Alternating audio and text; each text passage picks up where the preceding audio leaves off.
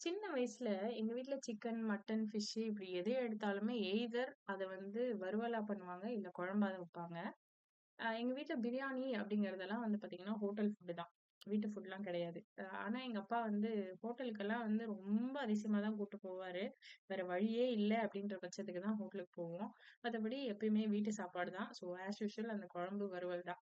ஒரு eighth, ninth படிக்கும்போது எங்க பக்கத்து வீட்டுக்கு ஒரு ஆன்டி அவங்க கிட்ட இருந்து எங்க அம்மா பிரியாணி செய்ய கத்துக்கிட்டாங்க. அதுக்கப்புறமும் அத ரெகுலரா செய்வாங்களா அப்படின்னு பார்த்தா, ச்சே ச்சே அப்படிலாம் செய்ய மாட்டாங்க. ஆடிக்கு ஒரு தடவ, அமாவாசைக்கு ஒரு தடவ தான். அப்படிங்கிற மாரி எப்பயாவது ஒரு தடவ தான் செய்வாங்க. இப்பல்லாம் பார்த்தீங்கன்னா, நெனச்சா பிரியாணி. வீட்டுக்கு கெஸ்ட் வராங்களா? பிரியாணி. சண்டேவா? போர் அடிக்குதா? பிரியாணி.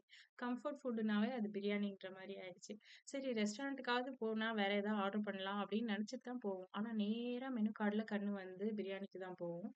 ஸோ எப்ப பார்த்தாலும் பிரியாணி. எல்லா ஸ்டைல் பிரியாணியும் ஹோட்டல்லயும் ட்ரை பண்ணியாச்சு. சரி வீட்லயும் அவன் ஸ்டைல் பிரியாணி ட்ரை பண்ணி பார்ப்போமே! அப்படின்னு ட்ரை பண்ணது தான் இந்த பிரியாணி.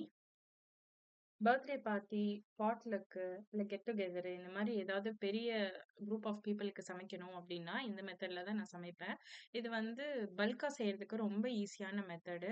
நெறைய ஸ்ட்ரெஸ்ஸும் இருக்காது. முன்னாடி நாளே ப்ரீ பண்ணி வச்சுட்டோம்னா, ஈஸியா செஞ்சிடலாம். ஸோ வீட்ல அவன் இருந்ததுன்னா, இந்த மெத்தட்ல ட்ரை பண்ணி பாருங்க. Thank you so much for வாட்சிங்.